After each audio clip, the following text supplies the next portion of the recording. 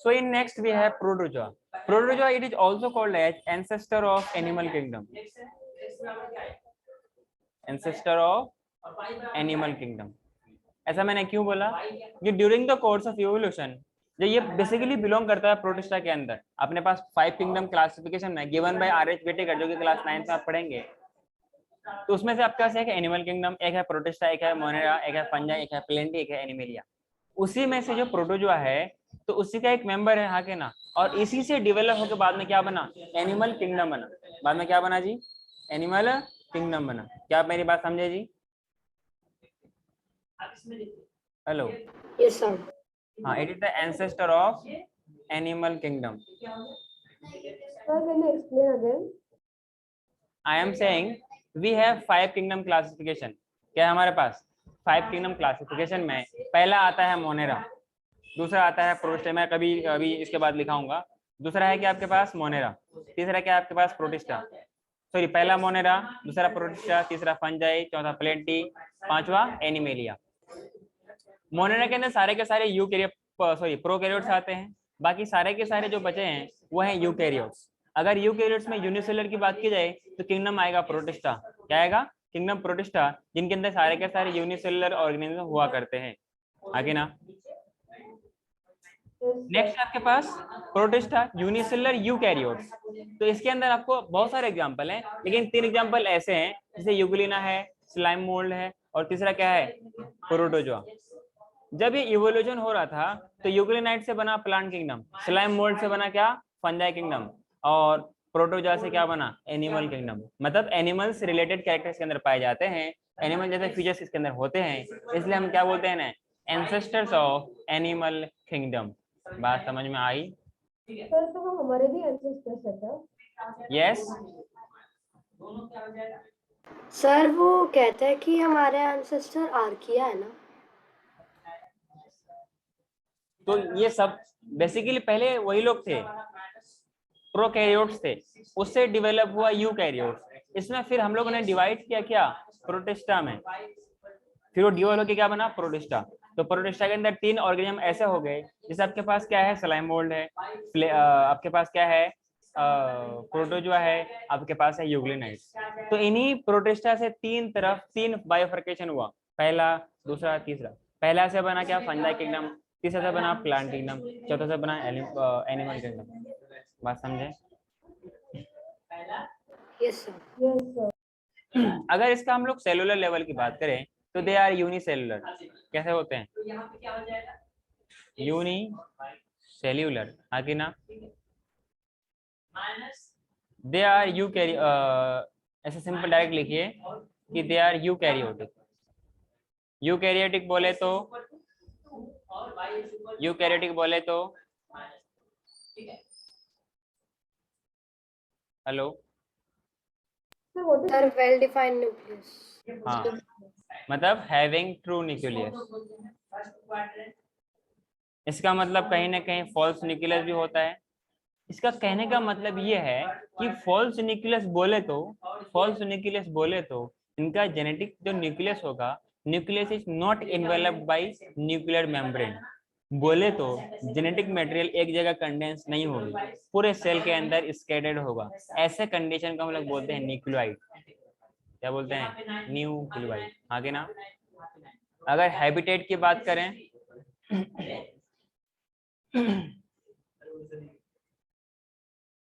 आगे ना, in water हो गया,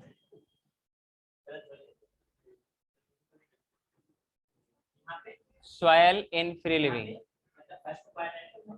सॉयल इन फ्री लिविंग बोले तो कि वो किसी पे डिपेंड नहीं रहेगा, किसी पे डिपेंड नहीं रहेगा। आगे ना, इसका मतलब यह हुआ कि कुछ डिपेंडेंट भी हो सकते हैं, जैसे क्या है, पैरासाइट। जैसे क्या है, parasite. So we are the parasite. We are the parasite for our parents. हम उनके धन दौलत को चूसते हैं, शक करते हैं, हम उनके मनी को यूटिलाइज करते हैं और बड़े होते हैं, और बाद में बड़े होने के बाद हम अपने पेरेंट्स पे भूल जाते हैं। हाँ जी, भूल जाते हैं ना। ये है हमारी फीचर्स। तो हमें भूलना नहीं चाहिए, हाँ कि ना। सो पैरासाइट्स क्या होता है, तो किसी दूसरे होस्ट पे, दूसरे ऑर्गेनिज्म पे डिपेंड करेगा अपने सर्वाइवल के लिए, अपने शेल्टर के लिए, अपने न्यूट्रिएंट्स के लिए, हाँ कि ना। इट में बी पैरासाइट्स, हाँ कि ना। पैरासाइट्स का एग्जांपल लीजिएगा आप, प्लाज्मोडियम। प्लाज्मोडियम से क्या होता है, मलेरिया। प्लाज्मोडियम से मलेरिया होता है, याद है क्या आप लोगों को? Yes sir. मलेरिया,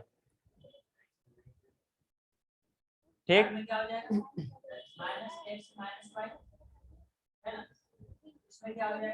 इसका मतलब ये हुआ, किसी अगर पार्टिकुलर आप प्रोटोजोआ की बात करोगे तो इसके अंदर न्यूक्लियस वेल डेवलप्ड होगी, हाँ कि ना। अच्छा, दो प्रोकैरियोट्स और यूकैरियोट्स के बीच में एक जो मेन डिफरेंस क्या है, प्रोकैरियोट्स और यूकैरियोट्स के बीच में जो मेन डिफरेंस क्या है, कि जो प्रोकैरियोट्स होंगे वो उनके पास फॉल्स न्यूक्लियस होगी और कोई भी सेल ऑर्गेनल नहीं होगी एक्सेप्ट राइबोसोम। बट प्रोकैरियोट्स के पास क्या होता है, वेल डिफाइंड न्यूक्लियस। बोले तो nucleus is surrounded by nuclear membrane, हाँ कि ना। मतलब जेनेटिक मटेरियल एक ही जगह कंडेंस्ड होगी, उसके अंदर मेम्ब्रेन बाउंड सेल ऑर्गेनिल्स हुआ करेगा। मतलब उनके पास एंडोप्लाज्मिक रेटिकुलम होगा, गोल्जी एपरेटस होगा, राइबोसोम होगा, और क्या होगा जी, माइटोकॉन्ड्रिया होगा, प्लास्टिड होगा, वैक्यूल होंगे, एटसेट्रा। माइक्रोजोम्स होंगे, मीसोजोम्स होंगे। इस तरीके से बहुत सारे स्ट्रक्चर, बहुत सारे छोटे सेल ऑर्गेनिल्स के अंदर पाया जाता है। ठीक, इतना लिखा क्या आप लोगों ने? Yes sir.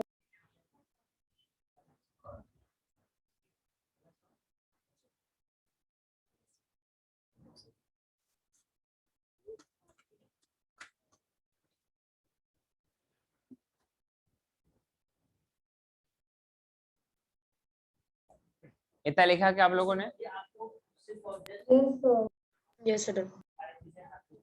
एक टर्म होता है टिपिकल, मतलब हम ऐसे ऑर्गेनिज्म की बात करते हैं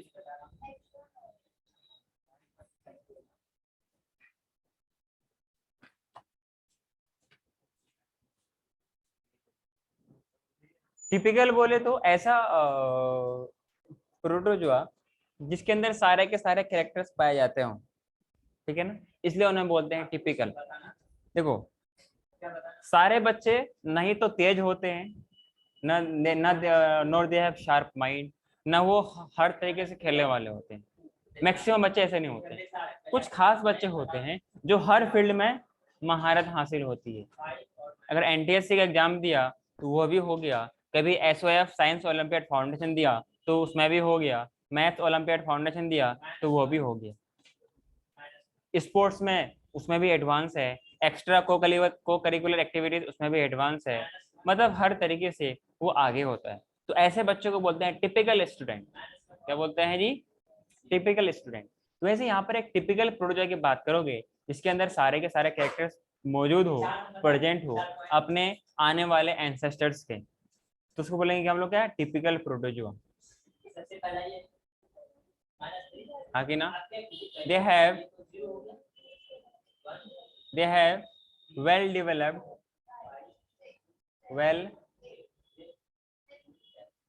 developed न्यूक्लियस। वक्त के साथ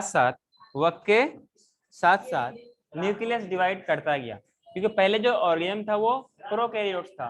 किसी ने कहा कि सर हम लोग, हमारा एंसेस्टर आर्किया है, तो हम लोग बेसिकली अपने एंसेस्टर किन्हें मानते हैं, प्रोटोजोआ को, ठीक है ना। अगर रिसेंट एंसेस्टर की बात करें तो हमने पास होमो हैबिलस है, होमो इरेक्टस है, जैसे चिंपांजी वगैरह है, तो अपने से रिलेटेड कैरेक्टर रखता है। तो वेल डेवलप्ड न्यूक्लियस होगा जी, ठीक है। And having membrane bound cell organisms mean these cell have inside the cell, मतलब in the cytoplasm they have certain membrane bound structure that we call as क्या, cell organism, हाँ कि ना। MEM-B पे power N का मतलब होता है मेम्ब्रेन। मेरे लिए जब तक मैं पढ़ा हूं, इनका मतलब आपको क्या समझना है, मेम्ब्रेन, ठीक है।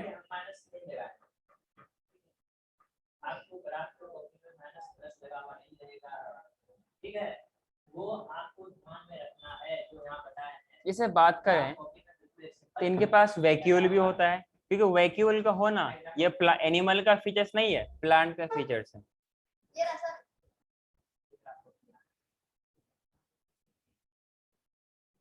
अमीबा हो गया, पैरामीशियम हो गया, ये दोनों के दोनों क्या है, यूनिसेलुलर है, हाँ कि ना, और वो भी क्या है, यूकैरियोट्स है। बात समझे क्या? अमीबा का शेप कैसा होता है, फ्लेक्सिबल होता है, हाँ कि ना, इसलिए आपके पास WBC होता है तो उनको हम लोग क्या बोलते हैं, दे हैव अमीबाइड शेप, मतलब कहीं पर भी वो चले जाता है, फ्लेक्सिबल शेप। जैसे आपके पास पैरामीशियम है, उनको बोलते हैं स्लीपर सेल, चप्पल जैसा होता है। कभी आपने चप्पल पहना है, हवाई चप्पल, स्लीपर्स जो घरों में पहनते हैं, उनका शेप, पैरामीशियम का शेप बिल्कुल सिमिलर होता है, हाँ कि ना। अगर आप चाहते हो कि आप किसी को, आप चाहते हो, ठीक है, सो वी हैव इनका शेप चेंज नहीं होता है ना पैरामीशियम का? पैरामीशियम का ऐसे रहता है, उनके पास टेंटेकल्स होती है, उनके पास सिलिया होती है, उनके पास फ्लैजिला होती है। तो फ्लैजिला आपके सिलेबस में नहीं है, but in case of higher classes आपको वहाँ मिलेंगी। इनके पास इनके एंड्स में सिलिया होती है, जो फूड को गैदरिंग करने में हेल्प करता है। आपके डायग्राम में, आपके मॉड्यूल में एक फिगर दे रखा है प्रोटोजोआ के अंदर, उसमें एक छोटी सी आपको ना, ये जो ऐसे स्ट्रक्चर है, ये वाला कुछ पार्ट दिख रहा होगा, ये वाला, तो उनकी फूड की गैदरिंग यहीं पर होती है, हाँ कि ना। ये वाले पार्ट पे क्या होती है, फूड की गैदरिंग होती है। क्या आप मेरी बात समझे क्या? Yes sir. कोई दिक्कत तो नहीं है जी? कोई दिक्कत तो नहीं है? आगे बढ़ूं क्या मैं? Yes sir. बाकी आप लोग एनसीईआरटी पढ़ाई कर रहे हो क्या? Yes sir. हाँ, एनसीईआरटी पढ़ते रहना है। नेक्स्ट आपके पास है एल्गी। एल्गी बेसिकली किसके अंदर आता है, प्लांट किंगडम के अंदर आता है। कहाँ आता है जी? प्लांट किंगडम के अंदर आता है। इनिशियली जब हम लोग जब हमारे सीनियर्स, मतलब हमारे पूर्वज साइंटिस्ट वगैरह, जब इनको क्लासिफाई कर रहा था, तो उसने पहले के सारे ऑर्गेनिज्म को दो पार्ट में बांट दिए, चाहे तो कोई ऑर्गेनिज्म प्लांट होगा, चाहे तो कोई ऑर्गेनिज्म एनिमल होगा। बाद में देखा गया कि नहीं तो कुछ एनिमल्स के अंदर आ रहे हैं, नहीं तो कुछ प्लांट्स के अंदर आ रहे हैं, तो फिर तीसरा कैटेगरी बनाया गया। तो फिर आया 3 किंगडम क्लासिफिकेशन, फिर आया 2 किंगडम क्लासिफिकेशन, फिर आया 5 किंगडम क्लासिफिकेशन। सो 2, 3, 4, 5 और 6।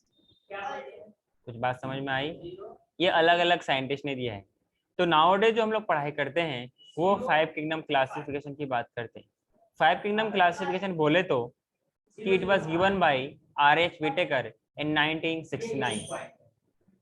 R.H. Whittaker 1969। क्या इतनी याद रहा? बेसिकली इनको एल्गी को हम लोग ऑल्सो नोन एज थैलोफाइट्स। इनकी बॉडी ना वेल डिफरेंशिएटेड नहीं होती।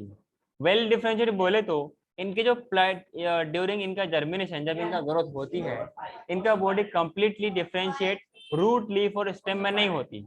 तो मतलब जैसे मैं आपको देख रहा हूँ, तो ये मैं कह सकता हूँ कि आपका ये ईयर है, ये नोज है, ये माउथ है, ये लिप्स है, ये आईब्रो है, ये हेयर्स है, ये लिम्स है, बाकी लिम्स है। लेकिन इनको आप देख के कह ही नहीं सकते कि कौन सा इनका लीफ है, कौन सा रूट है, कौन सा स्टेम है। इसीलिए इनको बोलते हैं थैलोफाइट्स, जहां पर जिनका body is not well differentiated into root, leaf and stem. Are you able to understand? Yes sir. Also known as thallophytes. कोई दिक्कत है क्या? अच्छा, ये यूनिसेलर होगा या मल्टीसेलर होगा? क्योंकि ये आता है प्लांट किंगडम के अंदर, क्योंकि आता है किसके अंदर, प्लांट किंगडम के अंदर। मल्टीसेलर, मल्टीसेलुलर तो होगा ही होगा, साथ ही साथ में क्या होगा, यूनिसेलुलर भी होगा, आगे ना, मल्टी सेलुलर भी होगा। ये खाना भी बना सकता है, अगर क्लोरोफिल हुआ तो खाना खाना भी बना सकता है। So they are called as autotrophic organism. Autotroph बोलेंगे, हाँ कि ना। जब ऑटोट्रॉफ आएगा तो मतलब इनके पास क्या होगा जी, क्लोरोफिल होगी ना, इट कंटेन्स क्लोरोफिल।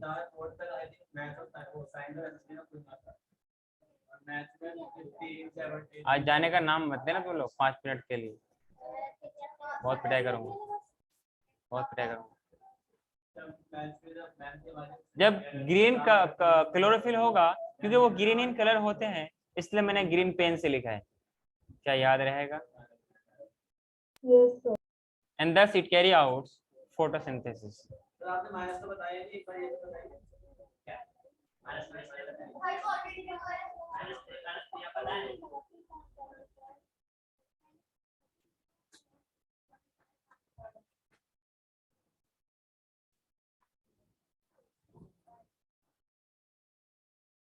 क्या इतनी बात आप समझे क्या? अरे समझ में आया हाँ या ना? Yes sir. एग्जाम्पल बताओगे क्या? क्लेमाइडोमोनास, क्लेमाइडोमोनास, हाँ के ना। इनका डिटेल्ड स्टडी क्लास 11th में है, ठीक है। Spirogyra, what happened. नेक्स्ट है क्लोरेला, क्लोरेला, मेला नहीं, क्लोरेला। नेक्स्ट आपके पास volvox. All these are the organism belongs to group algae. Algae क्या है? डिवीजन है प्लांट किंगडम के अंदर। जब आप लोग आगे जाएंगे क्लास 9th में, वहां पे आपको पढ़ाया जाएगा चैप्टर नंबर 5 नहीं, 6 नहीं, 7 पे। पहले तो आएगा सेल आएगा, फिर टिश्यू आएगा, फिर क्या आएगा? डाइवर्सिटी इन लिविंग वर्ल्ड, हाँ कि ना। चैप्टर नंबर 8 और चैप्टर, तो वहां पे आपको मालूम चलेगा कि जब प्लांट किंगडम की बात करोगे तो प्लांट किंगडम के अंदर, प्लांट किंगडम एक लार्जेस्ट ग्रुप है, उसके अंदर छोटे छोटे पार्ट्स हैं, छोटे छोटे ग्रुप्स हैं, उन ग्रुप्स का नाम रखा गया है डिवीजन। उसके अंदर भी फर्दर फर्दर क्या है? क्लासेस हैं, ऑर्डर्स हैं, फैमिलीज हैं, जीनस है, स्पेशीज है। वक्त के साथ साथ आपको बताया जाएगा, जैसे जैसे आप समझने के लायक हो जाओगे, हाँ कि ना। बताने को तो बहुत कुछ है, पर सारी चीज आप संभाल के नहीं रख पाओगे। तो हाँ सर। आपने जो सेकंड एग्जांपल लिखा है वो स्पायरागायरा हो। हाँ स्पाइरोगीरा, अच्छा स्पाइरो, अच्छा मैंने जासूस लिख दिया क्या? Okay, it is spirogyra, thank you. हाँ आपको चाहिए क्या भावना को समझा करें कि इट इज ऑलरेडी अंडरस्टूड कि स्पाइरोगीरा या स्पाइरोगायरा भी बोल सकते हैं, ठीक है। It's your phonetics, you can use, okay. Yes. Should I move to next? Yes sir. हाँ, जैसे आप क्लेमाइडोमोनास को देखेंगे, वोल्वॉक्स को देखेंगे और स्पाइरोगीरा को देखेंगे, तो स्पाइरोगीरा को ध्यान से देखेंगे तो कुछ आपको फिलामेंटस फ्लैट स्ट्रक्चर दिखाई देगा, हाँ कि ना। वहीं पर अगर क्लेमाइडोमोनास को देखेंगे तो उसके पास कुछ आपको सीलिया और फ्लेजिला दिखेगा। तो सीलिया तो ना कहे, flagella.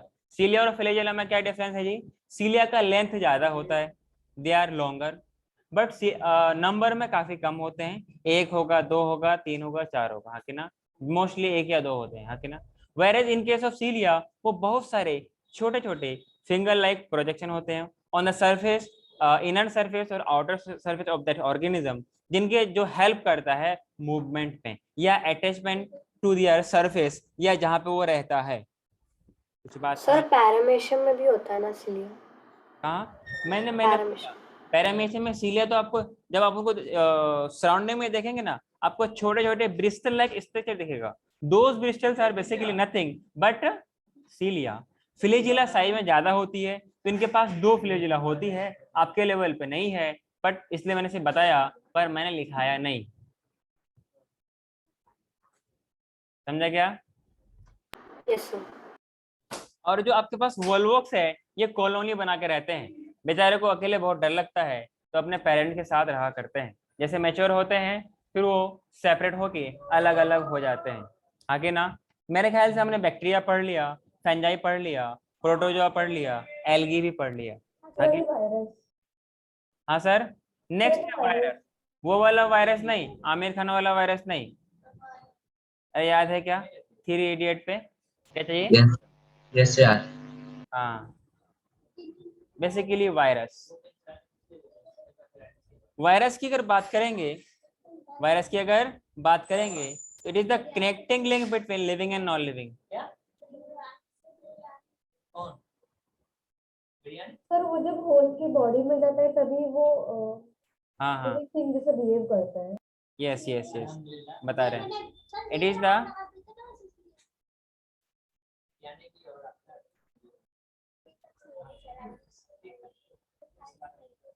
it is the connecting link between living and non living। हाँ कि ना? वैसे आपको मैंने लिविंग और नॉन लिविंग के बारे में बहुत कुछ बताया है, अगर याद है तो अच्छी बात, नहीं है तो और अच्छी बात। Yes,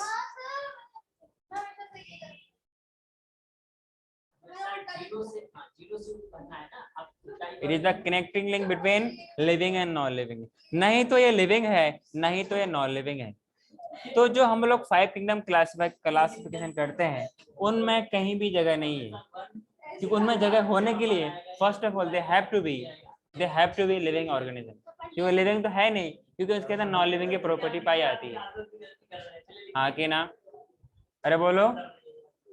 yes sir. हाँ, तो ये बेसिकली क्या है, एक ऑब्लिगेट पैरासाइट है, मतलब मैंडेटरी पैरासाइट। मैंडेटरी पैरासाइट बोले तो कि वो उसको होस्ट मिलेगा तो लिविंग रहेगा, होस्ट नहीं मिलेगा तो नॉन लिविंग रहेगा। सबसे बेस्ट एग्जांपल याद होगा आपको, थाली बजाने से, थाली पीटने से, घंटा बजाने से, तालियां बजाने से कोरोना भागता नहीं है। तो याद है गो कोरोना गो, याद है क्या? अरे याद है। Yes sir. इस कमबख्त को कौन भूल सकता है? Yes, yes sir. पूरी दुनिया में तबाही मचा रखा है। It is considered as smallest living organism, not living, microbes। पढ़ाई करो पढ़ाई करो पढ़ाई।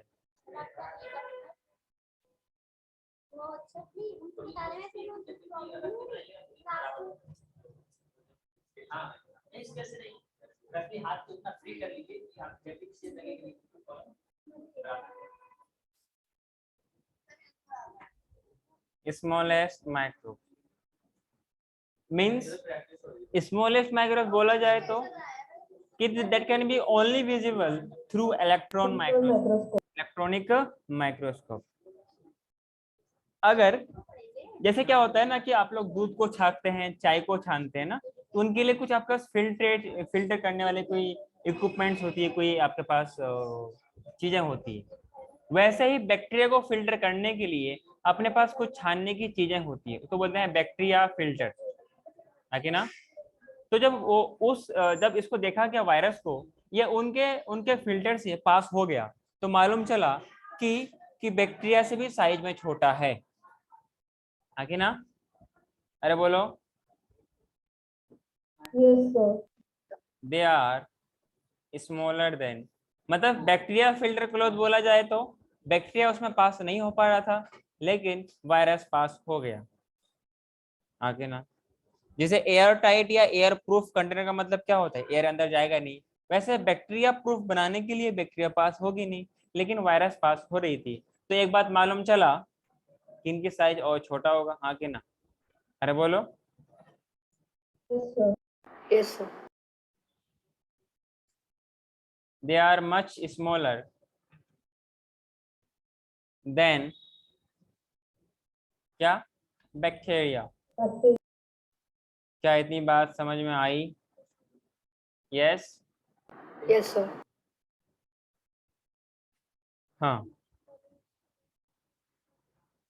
इनके पास नॉन लिविंग की प्रॉपर्टी पाई जाती है, नॉन लिविंग की प्रॉपर्टी पाई जाती है। और जो सबसे खतरनाक चीज के अंदर होती है, जो जेनेटिक मटेरियल इसका होता है, वही होता है वायरुलेंट, हाँ कि ना?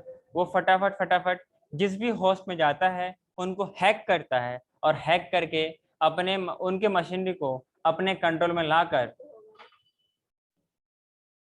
उनको चलाने लगता है। तो होस्ट के मशीनरी से ही अपना प्रोटीन को बनाता रहता है और फर्दर ये इन्फेक्शन कोज करता रहता है। क्या बात समझ में आ रही है? Yes sir. एग्जाम्पल लिखिएगा, herpes virus, sir polio virus. Polio virus, very good. और corona virus. Covid. Covid.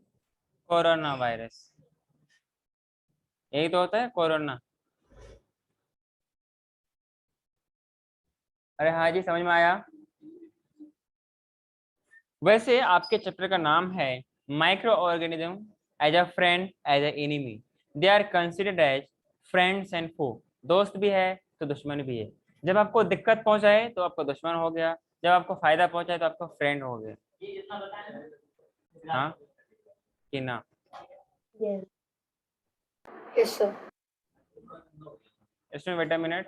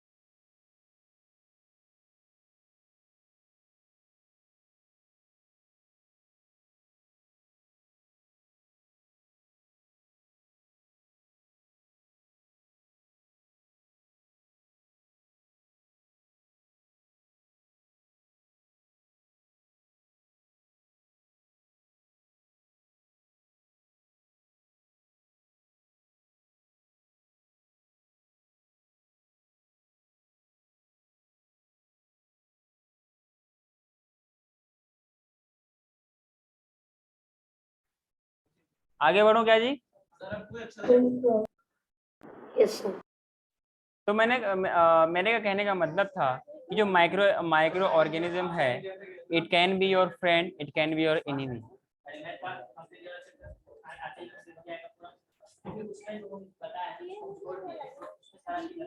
Micro organism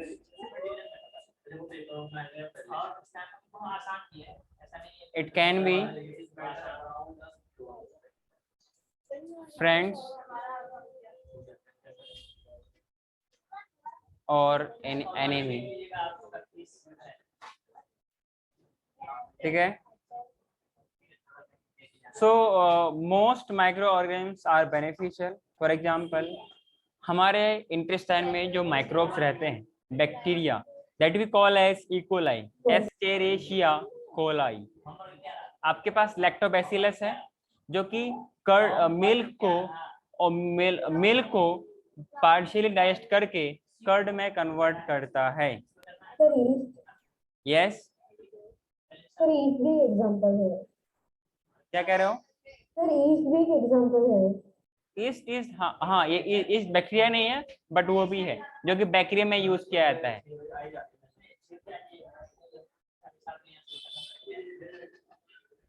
Many microbes are beneficial.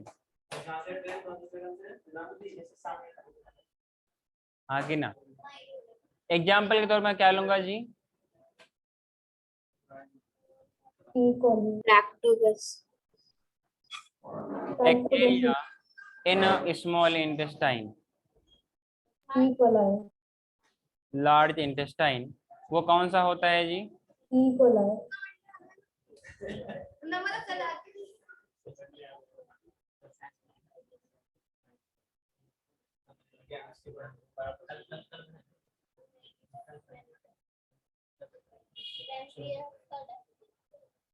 15 तक, फ्राइडे तक। कोई नहीं, आप आओ ना, आपको पढ़ाया जाएगा, कोई दिक्कत नहीं है, नॉट एन इश्यू। तो मैं सर को अपडेट कर दूंगा, आपको वहाँ से कल अपडेट हो जाएगा, ठीक है ना। यहाँ पे क्या है, ई कोलाई।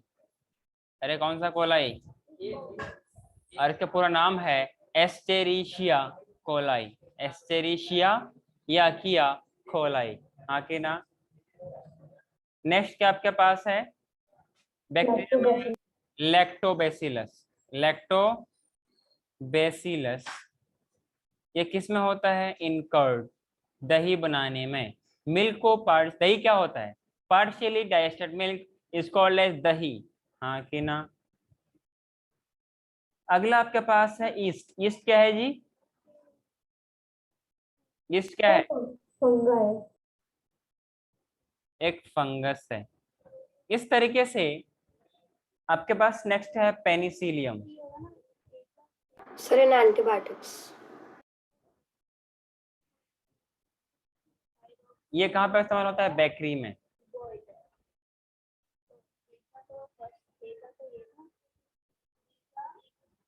एंटीबायोटिक, ये भी क्या है, एक फंगस है। क्या मेरी बात समझे, अरे बोलो भाई, यस सर। कोई दिक्कत सर तो। पेनिसिलिन और पेनिसिलियम एक ही चीज है क्या? पेनिसिलियम नाम है और उस एंटीबायोटिक का नाम है पेनिसिलिन। सर नाम पूरा है पेनिसिलियम नोटेटम, जो एंटीबायोटिक है नाम है पेनिसिलिन। यस और no. Yes sir. Hello sir. हाँ सर, बोलिए सर। सर जब हम डो में ईस्ट डालते हैं तभी वो थोड़ी देर बाद राइज हो जाता है, तो ऐसा क्यों होता बेसिकली है? वो फर्मेंट करता है, एनारोबिक रेस्पिरेशन करता है। तो वहां पे क्या होता है, CO2 का एक्युमुलेशन होता है, CO2 का फॉर्मेशन होता है। जब जब बॉडी के अंदर CO2 बनेगी तो बॉडी फूल के बलून बन जाएगा। यस, और क्या बन जाएगा, विहान, क्या आप क्लास में हो, प्लीज कैमरा ऑन कीजिए। ये समझ सके। अच्छा को और बात समझ में आ रही है बेटा। Yes sir. अब तो आपको मॉड्यूल जैसा पॉइंट नहीं मिल रहा है, अभी भी है क्या। तो मैं अभी देख नहीं रही हूँ मॉड्यूल को, अब देखूंगी।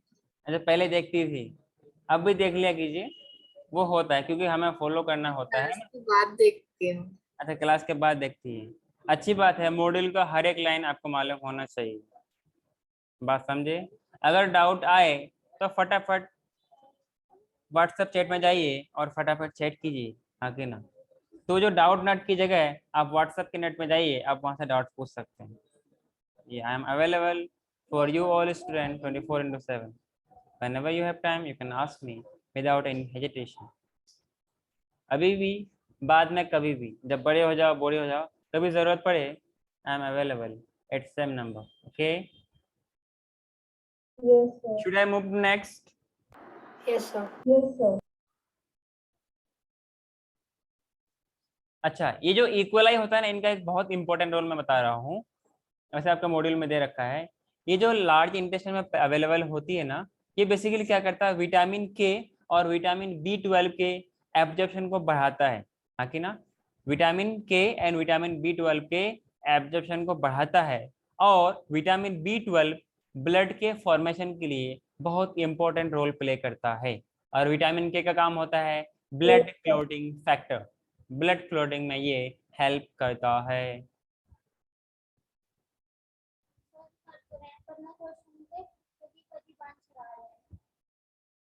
अच्छे से नहीं पढ़ाई थी इसलिए। आगे बढ़ो जी। यस। Yes sir.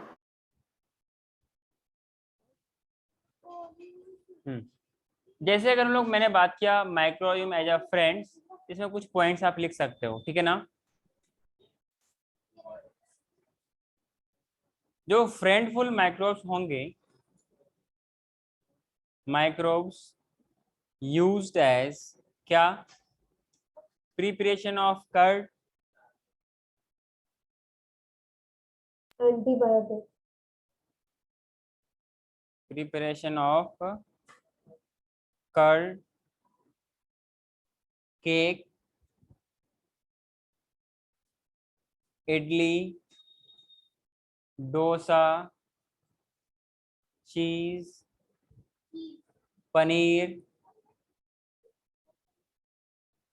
पनीर की भी अलग अलग वैरायटी होती है, क्या आप लोग जानते हैं? अरे हाँ कि ना? Yes sir. हाँ जानते हैं तो कुछ पनीर और चीज हमें भेज दीजिएगा। कौन कौन भेज रहे बताओ? पनीर भेज देना। कौन कौन भेज रहा है? हर्षा कौर भेज रहे हैं क्या आप? सर घर पे नहीं है। घर पे नहीं है?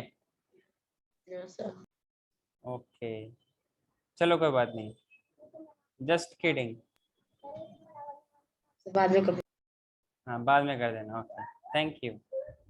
इंडस्ट्री में भी यूज किया जाता है, बिवरेज वगैरह में, कोल्ड ड्रिंक्स वगैरह में, कोल्ड ड्रिंक्स बनाने में, हाँ के ना? जूस बनाने में, जो जूस हम फ्रूट के बनवाते हैं फैक्ट्रीज में, उनको क्लियरिफाई करने के लिए हम लोग माइक्रोब्स का यूज करते हैं, हाँ कि ना? द प्रोडक्शन ऑफ एल्कोहल,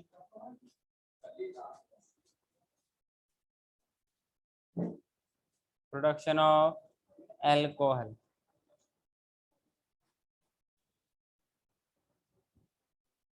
हाँ कि ना?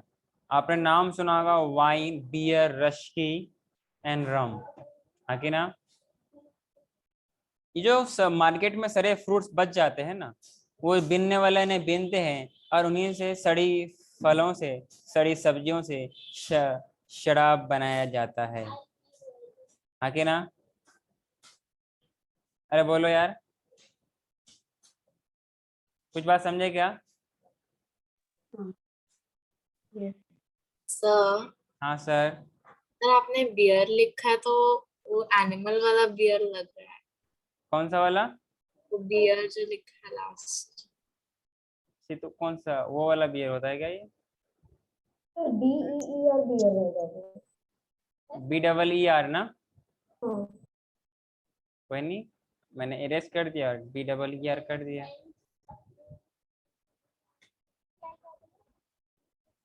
ठीक है। अब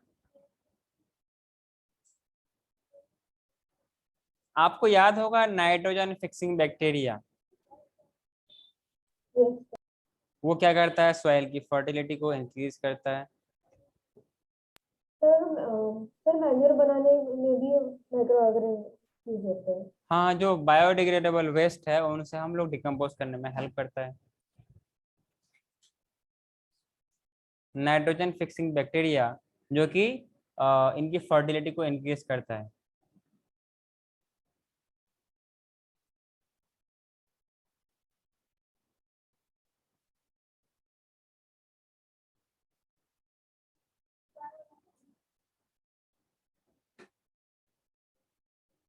ठीक है।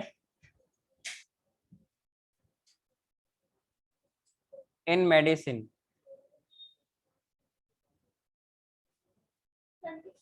मेडिसिन में क्या होता है जी? एंटीबायोटिक। एंटीबायोटिक बोले तो एंटी मतलब अगेंस्ट, बायोटिक बोले तो लाइफ। वह केमिकल जो किसी लाइफ के अगेंस्ट में काम करता है उसको बोलते हैं एंटीबायोटिक्स, हाँ कि ना? हेलो। पेनिसिलिन ना? हाँ सर। सर पेनिसिलिन ना इसका बैक्टीरिया। क्या हो गया? सर पेनिसिलिन यूज होता है ना इसमें हाँ एंटीबायोटिक बनाने में। हाँ हाँ, हमें तो यहाँ पे माइक्रोब्स का बात कर रहे हैं, बैक्टीरिया की स्पेशल बात थोड़ा ना कर रहे हैं। बात समझ रहे हो क्या? हेलो। सर पर एंटीबायोटिक्स अगेंस्ट लाइफ कैसे हो सकता है? अगेंस्ट लाइफ कैसे हो सकता है? बैक्टीरिया क्या है? एक लिविंग ऑर्गेनिज्म है कि नहीं? Yes sir. और पेनिसिलिन जो केमिकल निकलता है वो क्या है? एंटीबायोटिक है। तो बैक्टीरिया के अगेंस्ट में काम तो कर रहा है, तो ओके लाइफ सर। के अगेंस्ट हुआ ना। बैक्टीरिया का लाइफ लिविंग ऑर्गेनिज्म है कि नहीं बैक्टीरिया? Yes sir. हाँ तो हुआ ना एंटीबायोटिक। एंटी मतलब अगेंस्ट, बायोटिक मीन्स लाइफ। वो केमिकल जो लाइफ के अगेंस्ट काम करता है इसलिए उनको बोलते हैं एंटीबायोटिक। क्या आप मेरी बात समझे? सर पर यस जब सर। हम वो गोली खाते हैं तो हमें कुछ नहीं होता। हमें? एंटीबायोटिक है ना वो। हमें हाँ तो एक्चुअली हमारे लिए नहीं बनाई जाती है ना। हमारे बॉडी के अंदर जो माइक्रोब्स, हार्मफुल माइक्रोब्स पहचान होते हैं, उनके लिए बनाई जाती है। और एंटीबायोटिक कुछ स्पेसीज के लिए होती है, हमारे लिए काम थोड़ा कर रही है। और हमें मरना है तो हमारे पास जो है पॉइजन है, पॉइजन खा लेंगे, सब ठीक हो जाएगा। हो जाता है। सर वो कुछ बैक्टीरियल इन्फेक्शन के लिए होता है ना एंटीबायोटिक्स? नहीं, अलग अलग माइक्रोब्स के लिए अलग